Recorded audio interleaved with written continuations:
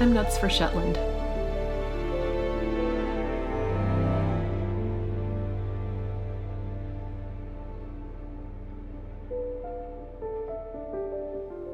Hi friends, welcome to my channel about creating and using handspun yarn. My name is Lisa and I can be found on Ravelry and Instagram as the Soulful Spinner. We have a Ravelry group called Soulful Spinning. We have over 100 members there. If you'd like to join over there, introduce yourself, let us know what you're up to. It's a great place to connect with each other in between episodes. You can also reach me on Instagram as the Soulful Spinner. Feel free to PM me there on Ravelry or at my Gmail, soulfulspinning@gmail.com. I'd love to hear from you. I have heard from many people over the last some weeks that I've been podcasting. I've gotten messages in my email, in Ravelry, on Instagram, and they're just all so lovely. You guys are wonderful, very kind, and welcoming to my channel.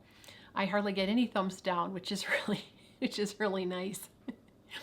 I just love talking with you, and I really feel like I've made some friends through the podcast, which is the reason that I wanted to have the podcast anyway. So welcome all new and returning viewers. It's so nice to have you here. So today is the 6th of July, 2020. It's a Monday. I'm off my usual podcasting schedule. I usually record on Fridays and upload Saturday night, which is Sunday morning for the UK. But this weekend we had a holiday. We had the 4th of July festivities here in the States. And frankly, between you and me, I'm glad it's over. The 4th of July involves a lot of fireworks, and I love going when we used to go to shows where they'd have big professional shows for fireworks. It was great.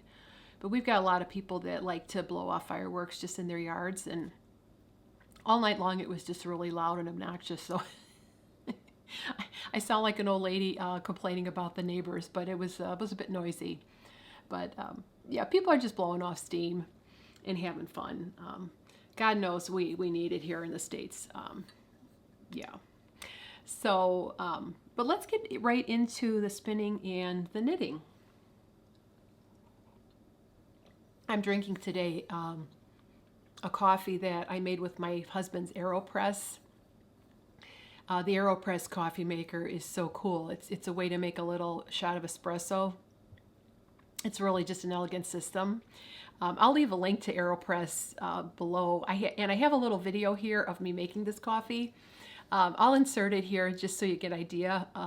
It's very inexpensive way to make espresso at home. So I'll insert that here and I'll be right back.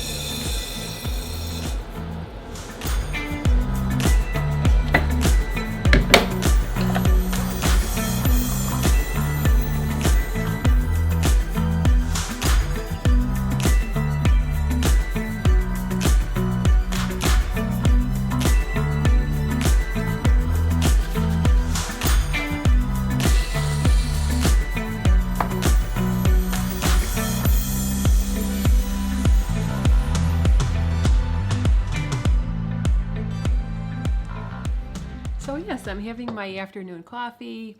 I took the banana bread out of the oven, and I have a few minutes here to sit and chat with you about what I've been up to. So in today's episode, I'm going to talk about some my spinning.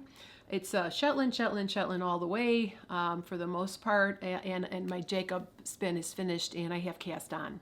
So I think I'm going to start with my handspun project first. So if you have been following me for a while, you knew that I have been spinning a large quantity of Jacob wool. I ordered a pound from Dakota Carding and Wool, and then I also supplemented with some fleeces that I have here. And I have all my yarn finished. They're all caked up, and I have cast on my sweater. So what am I making, you may ask? I am making Tea with Jam and Bread by Heidi Kermeyer, and here is the picture. There she is, looking all cozy and everything with her cup of coffee, and I want that to be me this fall and winter. And I am making it out of my handspun, so this is how far I am so far. Cast on with some of Mandy's fleece. Mandy was a Jacob fleece that I bought from Cold Valley Farm, and it was such a pretty yarn. I thought, well, you know what, I'm going to cast the neck on with her, and boy, is this soft, you guys. Really soft, very, very light. So I'm hoping if it's going to fit me, because gauge, I mean, in the best of circumstances, gauge can be problematic. And especially with handspun, you've got the inconsistencies with handspun. So I did a swatch, and here it is. So I knitted on a size 6, which is a 4 millimeter, and this is my swatch in the flat up to here. And then what I did is I simulated knitting in the round by knitting across and then pushing all the stitches to the other end of the cable, and then just gently looping the yarn in the back.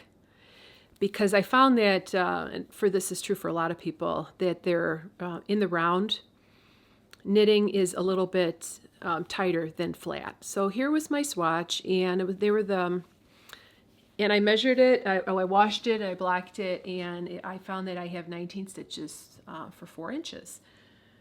Which is exactly what the pattern calls for. So all's hunky-dory, I'm ready to cast on.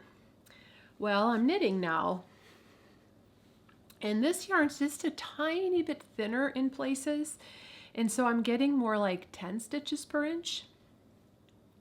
So I did some math, and I figured that I cast on for the L2 size.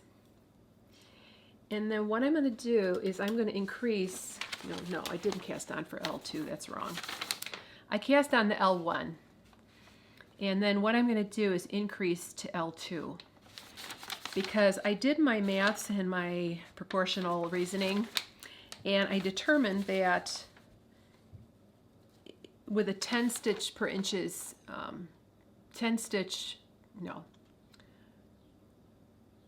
with 20 stitches per 4 inches versus 19, if I go to the next larger size, I'll have the ease that I want. So I think I'm going to have about 5 inches of ease.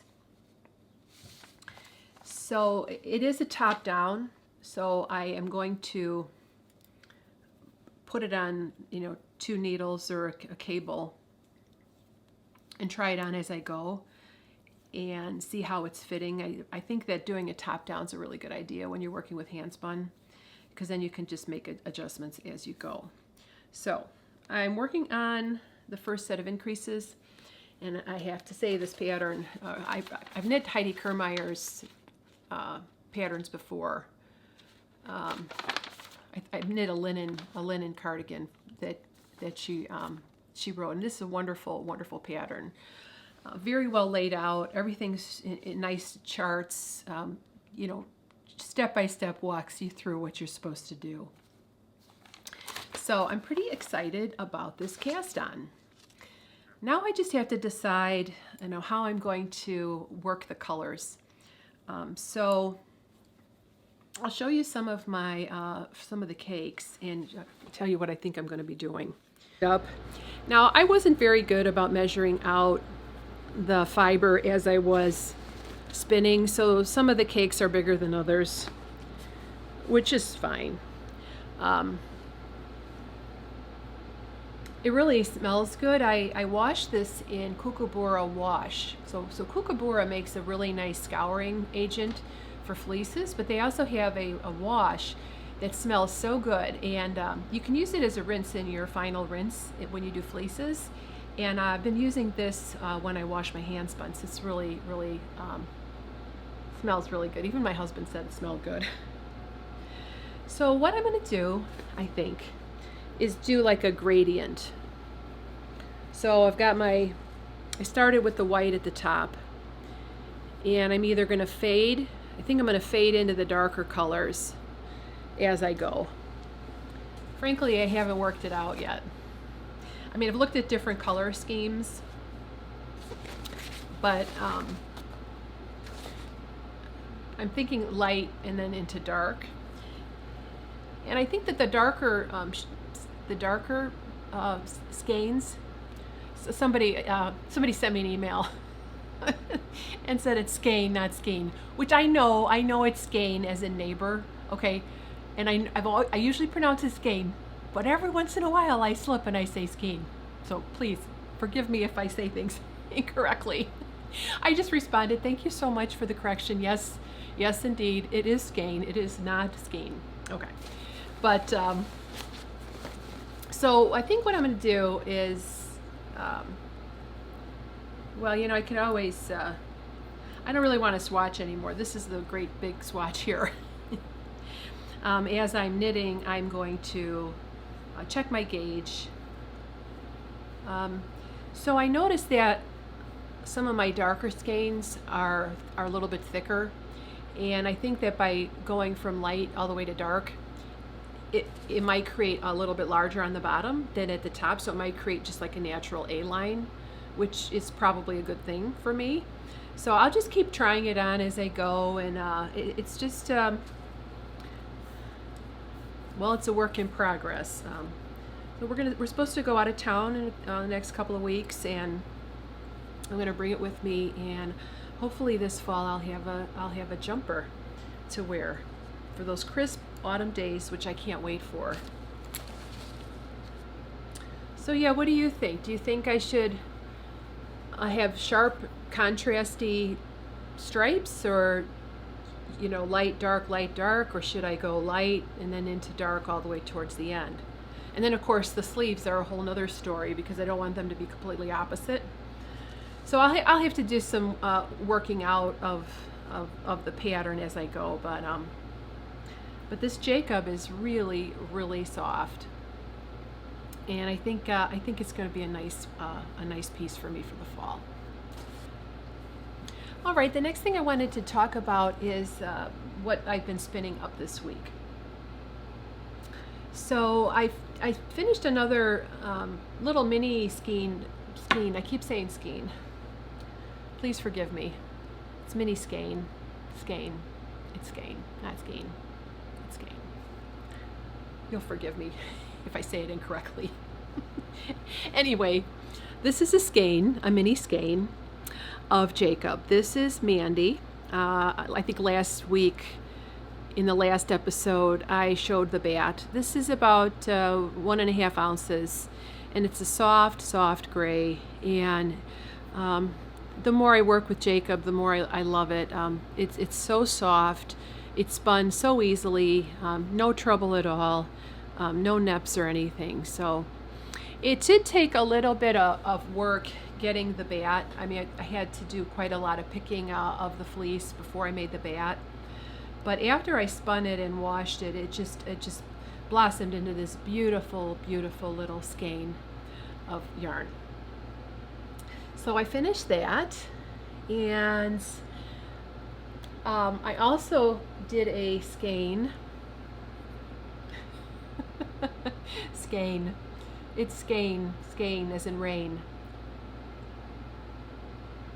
Skein as in rain. Okay.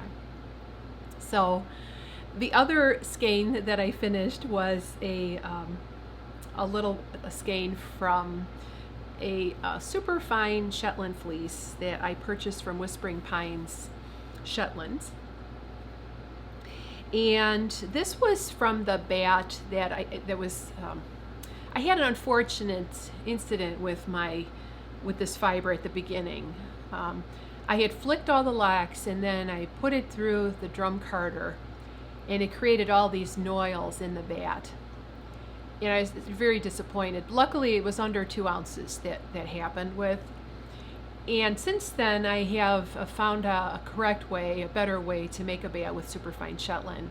So I'll talk about that in a little bit. So keeping that in mind, this is my skein. And you can see there's a little, little nubby bits here, which I should have picked out while I was spinning, but I didn't. And so what I'm going to do is when I'm knitting, I'll just take those out. But overall, I'm really happy with this. And I know that my future spinning with this fleece is going to turn out a lot better. But just to show you how springy this particular Shetland is, I wanted to show you, it's like a tale of 2 grays here. Okay, so this right here is the Jacob, and this is the Shetland. And I took them off the bobbin with the same nitty knotty. And look at the difference. And so it really shows how elastic and bouncy this superfine Shetland actually is, as evidenced by the crimp. The crimp is just ridiculously fine. Here's a lock here. Let me show you this one here. You see it's very, very fine, almost like a frizzy kind of lock. Typically you might find this just around the neck on some fleeces, but the whole fleece is like this. Extremely, extremely fine and very, very elastic and bouncy. So I was reading in my Shetland hat book that the reason the Shetlanders like to do the haps with the Shetland wool is because they block it aggressively on these frames. Here, I'll show you the cover of this book here. And so you want a nice elastic yarn so that you can really aggressively open up the shawl to open up the lace pattern. So yeah, so this is not my best spin in terms of, I think, the prep. And really, the more I spin, the more I realize that prep is everything. If you have a good prep, the spinning is just so much easier. If you have a lumpy, bumpy, irregular prep, it's going to be more of a challenge to spin it up. So I think taking that extra time to really get your preparation the way you want it, whether it be an airy rolag or a bat, you want it to not fight with you as you're spinning. So yeah, this was kind of a lesson learned in not knowing exactly how to handle this particular fiber. So since then, lovely Jen from Whispering Pines, and here is her card. She's just a lovely lady. She has a YouTube channel, and I will link her channel below. Here is her card. And her husband Rich were founding members of the Fine Fleece Shetland Sheep Breeders Association, which I'll talk about a little bit later. So Jen gave me some tips. So what she said she does with the flick locks is when she feeds them into the carder, she feeds them in one at a time and all in one direction. I believe she puts the tip end in first. I will link her video below. You can go have a look. She shows in that episode how she makes her super smooth bats with her fine wool. So I took her advice, and I didn't want to experiment with her fleeces. I just want to make this experiment with another fleece that I had. So I used her technique to take this lock, this fleece, which was from Psalm 23 Farm. It's a Morat lamb fleece, Shetland. And I did as she suggested. I flicked the locks with my flick carder. And then I fed them into the drum carder kind of one at a time. And I used my Clemis carder, which doesn't have as fine of pins as my Strouch, but it did a really nice job. So here's my bat. Yeah, it's if you hold it up to the light, there are no neps. I know you can't really see that here. And this is a 1 ounce bat. It's very, very soft, and again, just like, look at it. It's just, it's just like, it's like just like a rubber band. So I did 2 successful bats of 1 ounce each. So I'm being more precise in my fiber prep. So I'm going to take 1 ounce bats and then get 2 ounce skeins.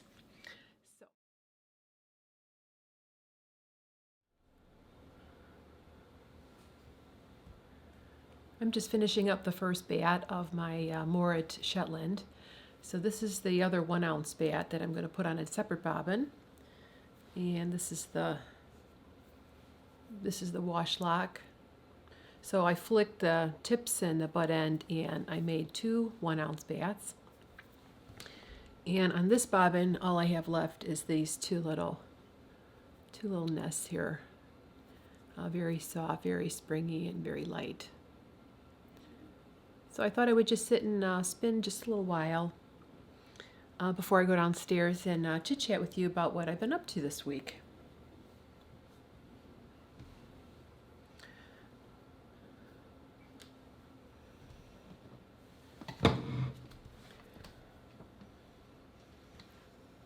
I'm doing a long draw where I am building up some twist between the flyer and my first hand here, closest to the bobbin, and then I'm just drafting out. And what I'm out to get is a single that when I apply into a 2-ply, I'm going to get approximately a jumper weight, Jamieson and Smith jumper weight. So I have this little card here that I made. This is the jumper weight from Jamieson's of Shetland. And this is a sample of the gray fleece that I spun up a little, the gray skein I made. And then here's the sample for my Morat color. And here's a couple other samples. So I'm trying to approximate a jumper weight yarn. So my plan is to make a half shawl, a hand spun half shawl. And so this brown is going to be one of my contrasting colors. So I'm spinning it woolen, so not a ton of twist, but I'm giving a lot more ply twist. So when I ply it, it's about a jumper weight, kind of almost sport. So yeah, I'm almost finished with this bobbin, and then I'll grab another bobbin, and then I'll have a 2-ounce skein. And then I have many, many, many more hours of prepping and spinning to do before I have enough to knit my half shawl.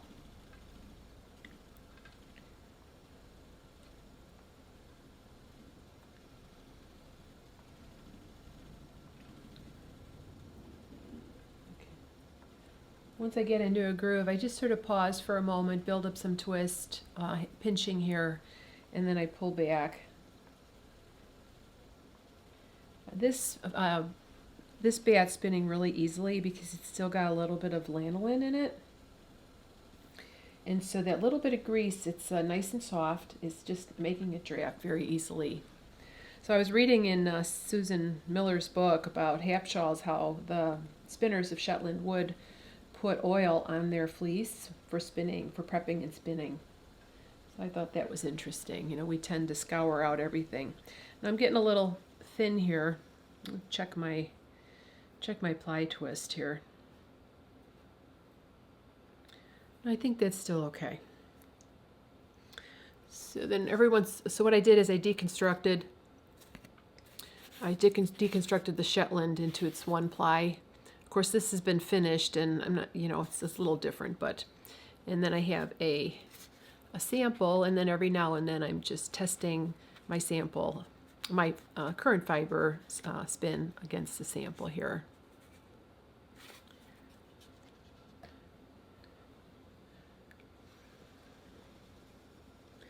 Almost at the end of this little nest, and I'll go ahead and grab another one. It's amazing how much yarn you can get out of just a tiny little piece of fiber when you're spinning it woolen, because woolen yarn is mostly air, so you get a lot more yardage out of your fleece. All right, so I'm going to grab my second to the last bat here. And again, I did this on my drum carder, and then I stripped it into these little rovings here.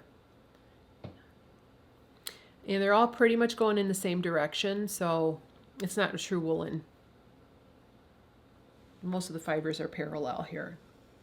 I found that when I put the locks into the drum carder, if you put them in sideways, they will get all nippy and get a lot of noils in the bat, which is not what I want.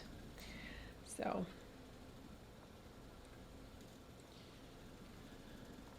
sometimes I hold it up here, build up the twist, and then draft back.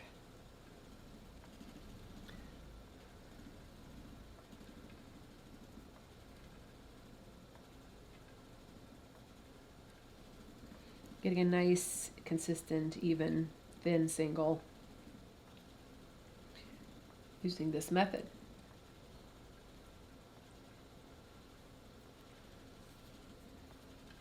Any kind of neps that come along in the fiber, for the most part, I ignore them unless they're really pronounced. Then I'll stop and pick them out.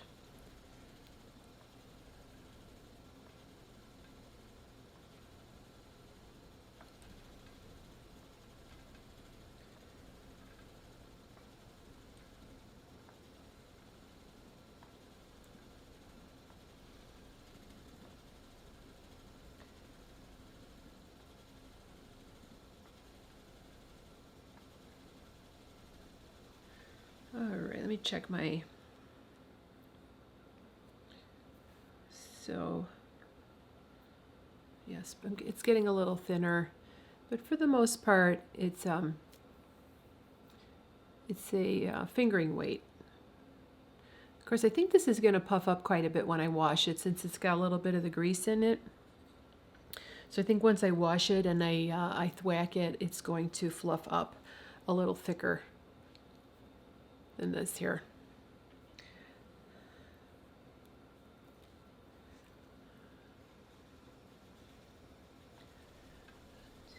Three, four, and pull it out. 1, 2, 3, 4.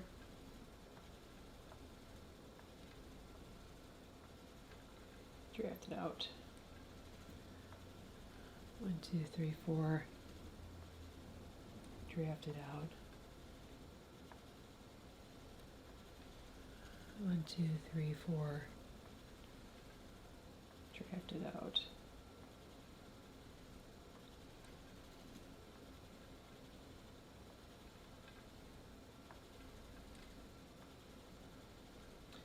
So what I'm doing, is when I draft, I pinch at the same time. My hand's open, then I pinch and pull out.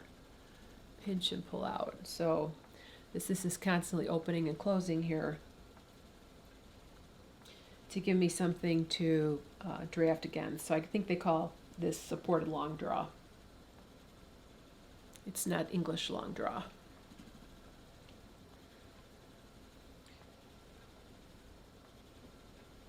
A very, very light touch on my right hand holding the fiber here.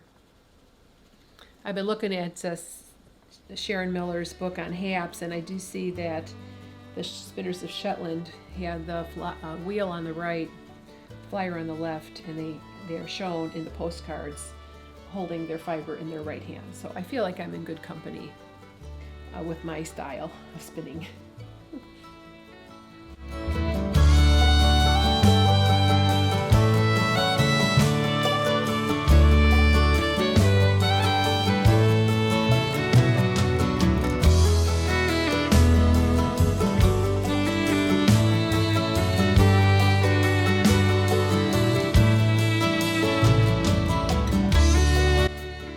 I noticed that my peaches has not been part of my last couple of videos. Here, peaches. Are you taking a good snoozle? Yeah, you're taking a good snoozle. Yeah, she doesn't like this heat either. So we're in the air conditioning today. I'm spinning my wool and she's taking a nap.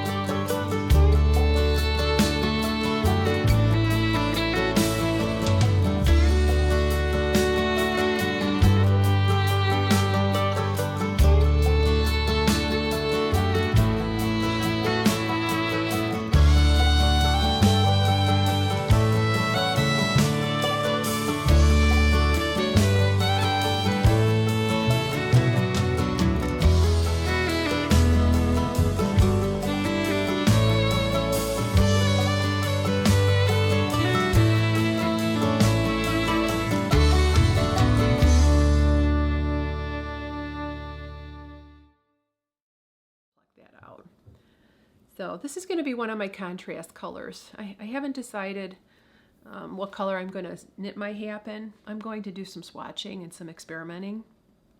But I know that the center diamond square, you start in the corner and you go up, increase, and then you decrease.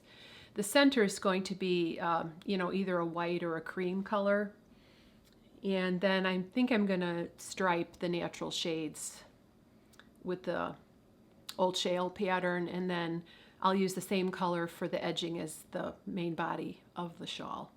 So it's going to be a lot of spinning and a lot of knitting, but I'm looking forward to it, and I think it'll be really neat for me to have something to show from my Shetland adventures.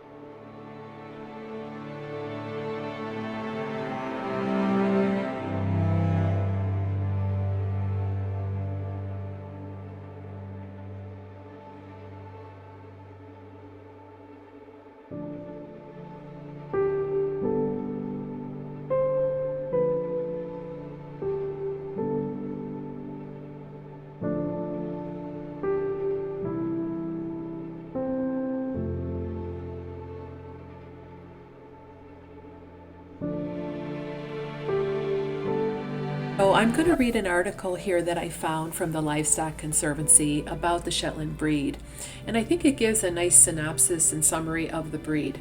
I will link the article below, as well as other articles that you can access to get more information about Shetlands.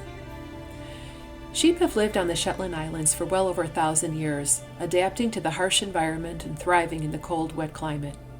The sheep of Shetland were an important part of subsistence agriculture of the islands, and their rugged habitat and geographical isolation produced a breed that is distinct and significant. The Shetland breed likely descends from ancient Scandinavian sheep, and it is a member of the northern short-tailed sheep breed family. Historically, only a few Shetland sheep were exported, and it was not until recently that large populations were established on the British mainland and in other countries. Though fleece continues to be the breed's primary product today, Shetlands in Britain are also finding a commercial niche for crossing with Cheviot and other breeds to produce market lambs. Shetland sheep are fine-boned and small in size. Rams weigh 90 to 125 pounds, and ewes weigh 75 to 100 pounds. Most rams have spiraled horns, while most ewes are polled. Shetland sheep are calm and charming in disposition, docile and intelligent. The Shetland breed is especially prized for its wool, which is fine, soft, and strong. Fleeces average 2 to 4 pounds and vary in crimp from wavy to straight.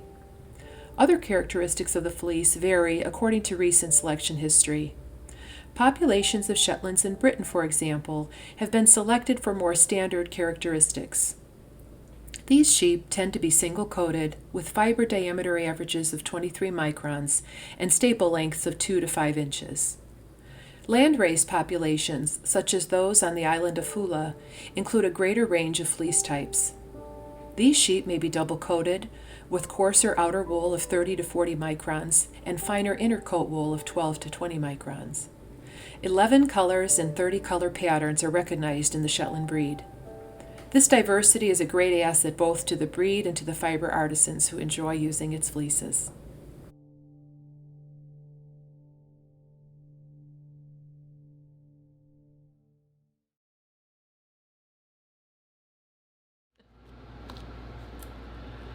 So the more I read about Shetland, the more questions I have. There's quite a large variety of types in the Shetland breed, and it seems like there seems to be, it's like hotly debated in some circles, like what is a true representation of the historical Shetland breed. So it's interesting. Historical records talk about two kinds of fleeces, just like we do today. They talk about the kindly fleece, which is the 3 to 5 inch staple with a soft handle, dense and very fine.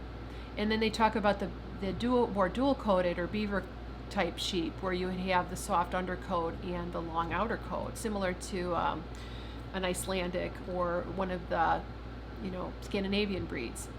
So Shetlands are considered in the northern short-tailed family. They have a fluke tail, so their tails don't need to be docked.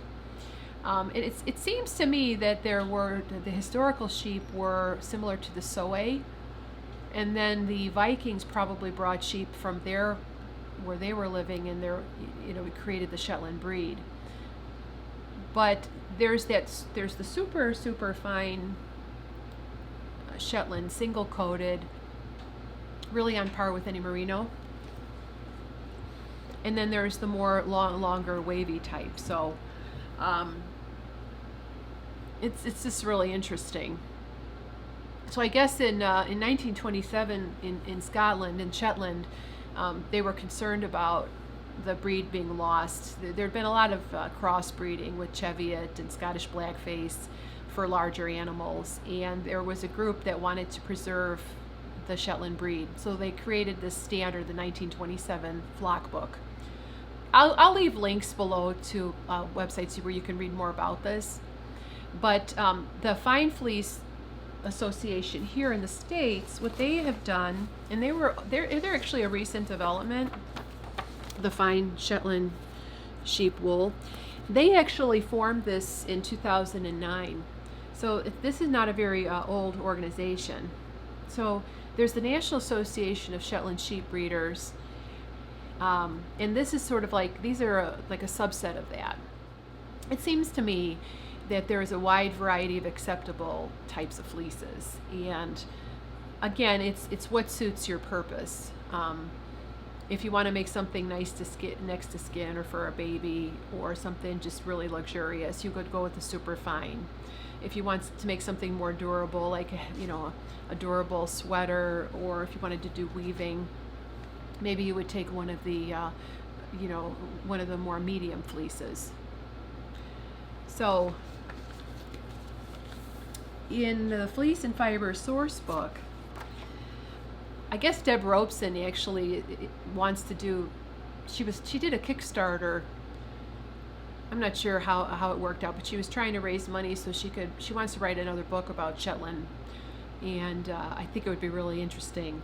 But she gives a very good synopsis in her book, and I'll just read this one paragraph. It says, from the early history of the breed, there have been two distinctive types of Shetland fleeces. Kindly, which is fine, soft, and more single-coated, and also has well-defined crimp, and Beaver, a coarse style that contains less crimp and more hair. Double-coatedness may be part of the original genetic composition of Shetlands, or it may have been introduced or reinforced by later contributions from other breeds. So, yeah. It seems to me, I was reading an article from this King George III wanted something that would be competitive with merinos, with the Spanish merino. And so Sir John Sinclair, I think, he was the Laird of Orkney or something, he tried to convince him that Shetland was the way to go, and he would send him fiber samples. And even then, it sounded like there were some Shetlands that had the outer coat and some that didn't. So it's kind of interesting.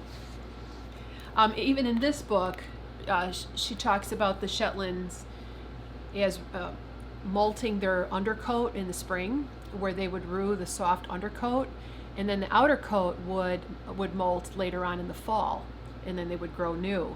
So, one could argue that a dual-coated fleece is the way to go, because you've got everything. You've got the super fine, maybe around the neck or the undercoat, and then you've got the longer fibers. But even in a Shetland, the outer coat is only supposed to be like 30 microns. So there's, as you can tell, I've taken a deep dive into this, and it's really, really fascinating. Because even in 1927, when they formed this organization, the Shetland Flock Book Society, they were worried about the heritage traits of the Shetlands about to vanish. But even at the same time, there was the lady in Shetland. She was a small farmer, crofter, and she said, I don't agree with the flock book of 1927. It's an engineered breed. You won't find a modern flock book surviving in the hills without a bit of pamper. So it sounds like there's kind of a debate, like what is really representative of the breed. It's hotly debated, as Deb says in her book. But I think that this is the best summary of Shetland.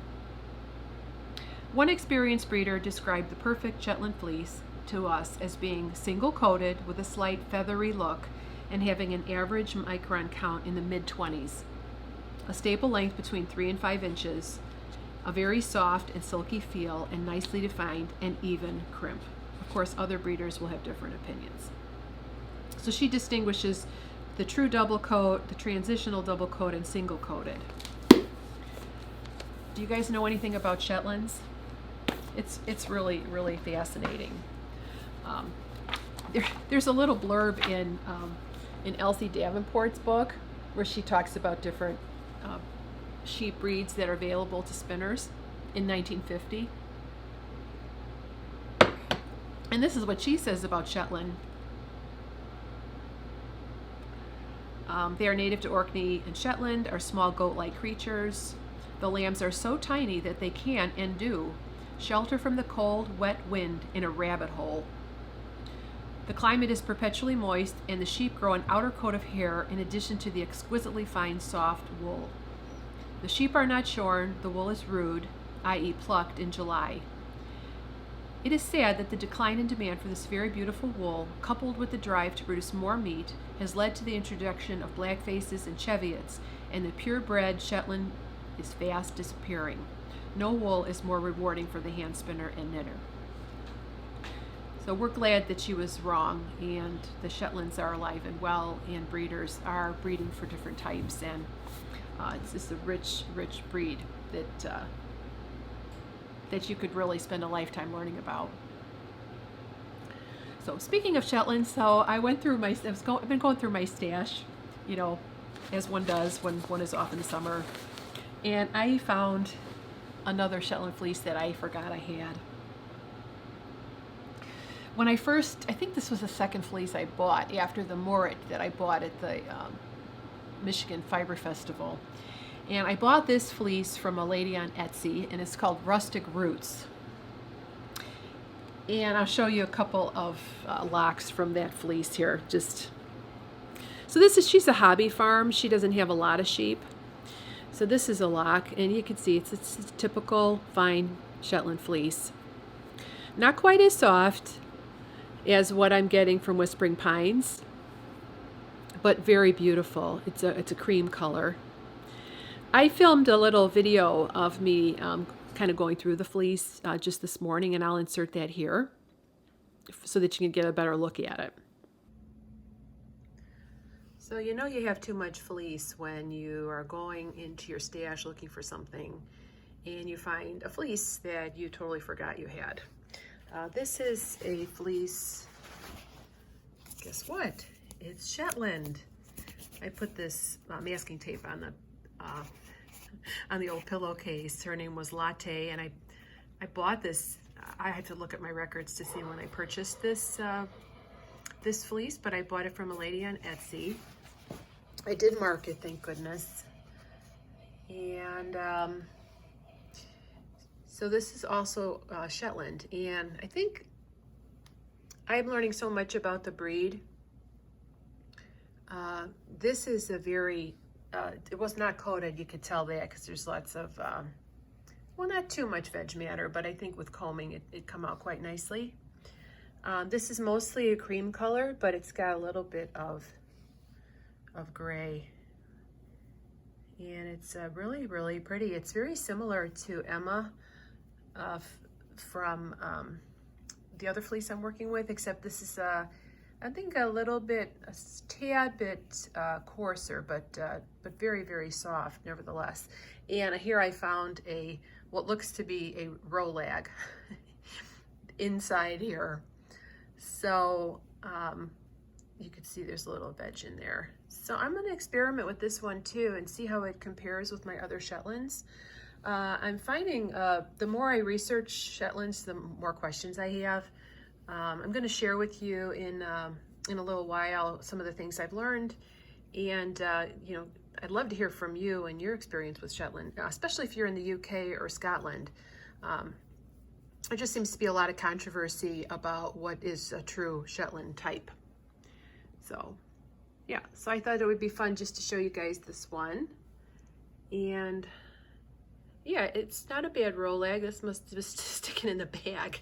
So it's probably pretty compressed at this point, but yeah, I'm kind of excited. I found this little fleece here. So what do I have to show for this fleece? So far, this is all I can find. This is a little sample Shetland lamb latte, combed, spindle spun, and plied. So this was from hand combed.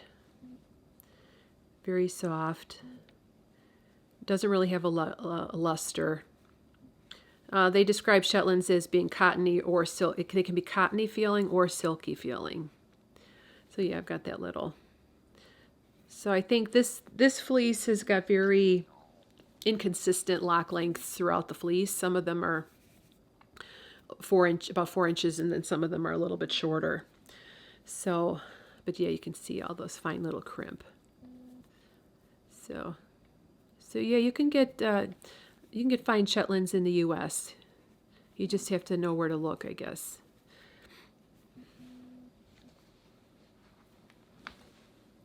The other thing that I found is I found a couple of skeins. I keep saying skeins. Please do forgive me. It's skein. I found a couple skeins that I had spun up, I don't know, a couple years ago, I guess. This one is a dark, rich brown, and this is 2.8 ounces. It was from Combed Top, again from Laura Matthews from Psalm 23 Farm. Hopefully I'll see her again someday and buy some fiber from her. This was Combed Top, but I think what I did is I turned it into Rolex because I was experimenting with woolen spinning. But isn't that beautiful? Beautiful dark color. And then I found this one. This is a huge skein of Shetland. This is from Walnut Springs Farm, and it's 4 ounces. And this is what I would say is most people's experience of Shetland. It is very rough feeling, and I don't know if you can see it. It's prickly. It's got like little hairs that stick out from the yarn. It really kind of feels like jumper weight Shetland, which I know some people think is soft, but really it's not that soft. After it's knit up in a project and it's washed and everything, it softens up over time. But I actually also found more fiber. I bought 6 ounces of this from Walnut Springs Farm. So here's the bag. And she described this as Beersiget, which is one of the 30-odd markings of a Shetland. So I found this. Yeah, I don't know. I mean, I'd love to know what I would say this is about 30 microns, like probably a little less. This would make wonderful anything hard wearing, mittens, socks. I wouldn't make a scarf with it though. I wouldn't even make a hat with it. It's too scratchy. So I have all kinds of treasures everywhere that I've been finding. This is really, really soft. And it's Aran weight for sure.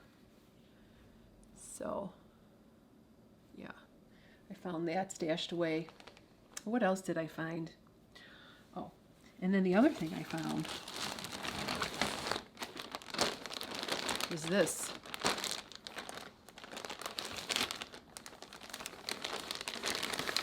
I think I bought this at Greencastle. Now, Teresa, I think her name's Teresa. I think she's a big deal in the Fine Fleece Shetland Society too. And so these are these are just different colors of comb top from neck and lamb wool. So I can't find the Shayla though. I must have taken the Shayla out of here and tried to spin it at one time, but here's the white. It's like a cream color, but you can see even in the comb top how springy this is.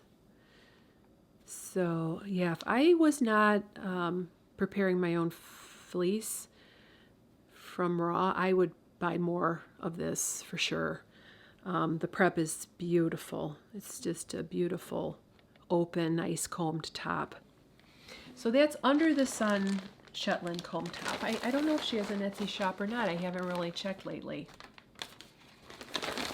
I've got all kinds of Shetland. I even have, I have a kit upstairs. It's the Rams and Yo's blanket kit from Jameson's, the Wool Brokers one. Kate Davies design. It's knit. It's a blanket knit in the round with a steek. And I was going to show. Maybe I'll bring that out next time and show it to you guys. It's got Shetland Supreme. It's got all the yarn for the blanket and for the sheep hide that she designed some years back. So yeah, I've got lots and lots of Shetland, and I may be having some more Shetland coming my way soon. So stay tuned for that. Yes, I'm nuts for Shetland. All right, I think I have talked myself dry, and it'd be a good time to say goodbye. Thank you for watching. Thank you for your comments. Thank you for subscribing. Thank you for your messages. Really appreciate it.